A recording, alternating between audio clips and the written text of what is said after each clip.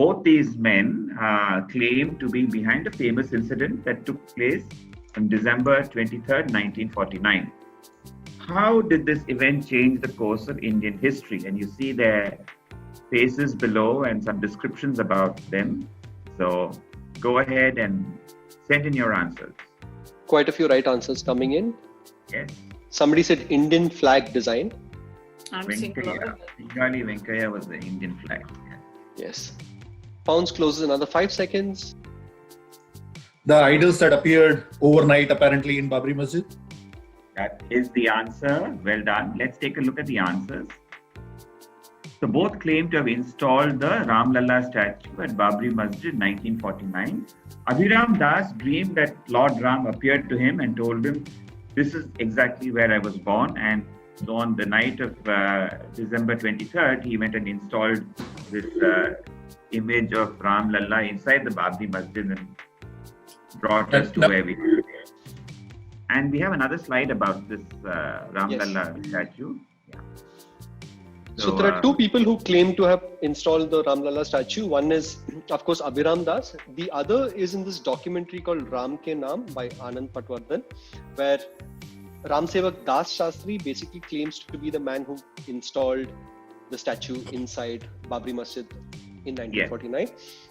The interesting thing about Abhiram Das is that he actually says that he told his disciples that he used to have dreams where Ram would tell him that this is the exact spot where I was born. And that's the reason why he identified the site of Babri Masjid. This is a segment from the documentary. Highly recommended for those of you. It's available on YouTube.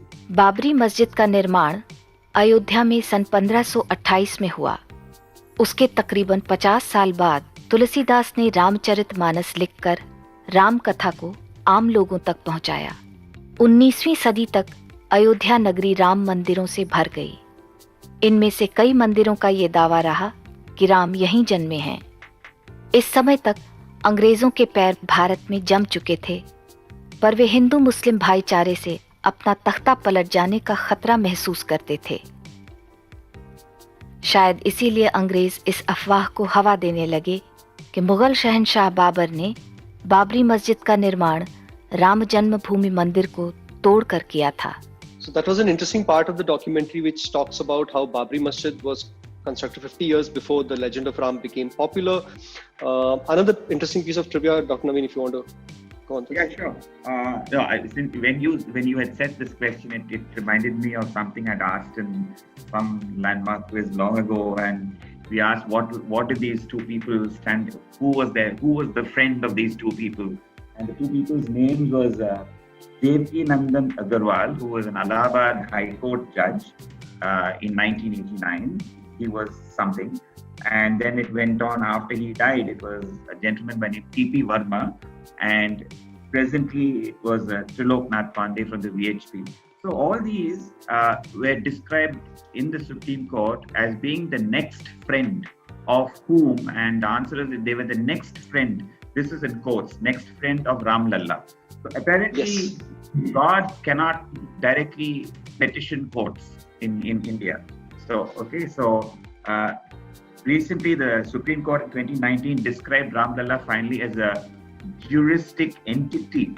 That was the word that was used, juristic entity, who is a non-human legal entity recognized by law and entitled to the same rights as a human being. And there was this concept about next of friend. Again, it's another legal concept. Next of friend is a person who acts on behalf of another individual who does not have the legal capability to act on his or her own behalf.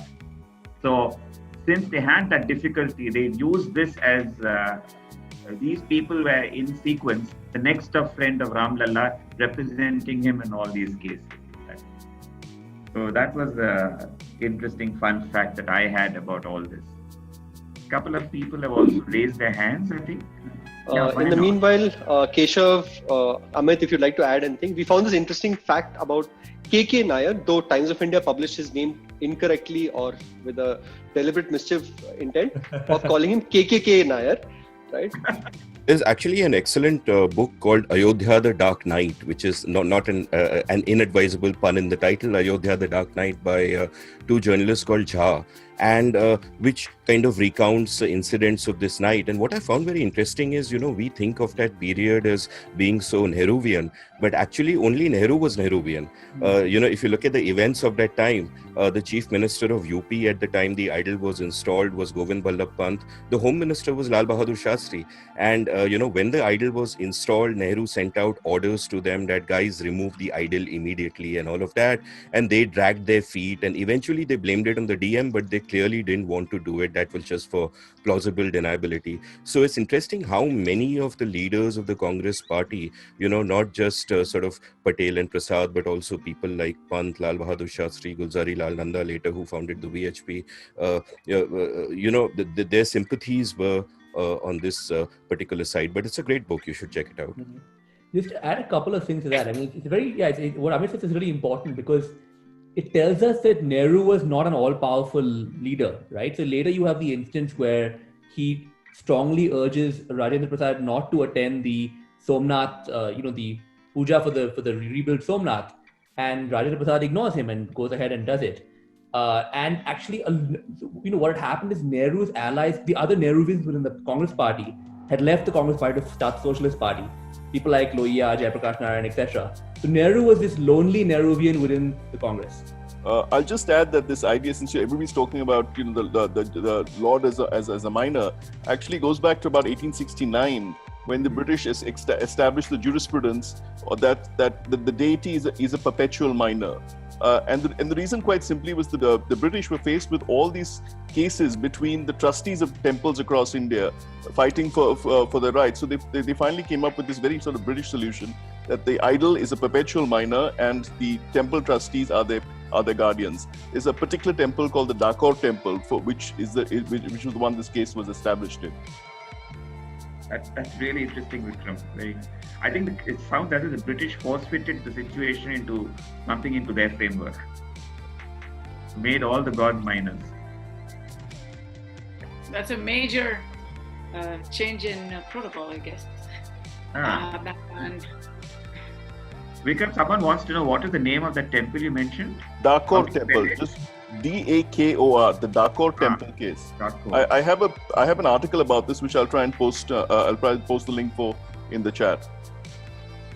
Where is the Dakor Temple, Vikram? In Gujarat, I think. Gujarat. Okay. That was interesting information. I think 100 points to Vikram for adding that little bit onto it.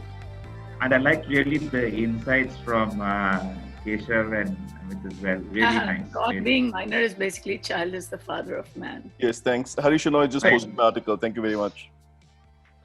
Thank you, Hari.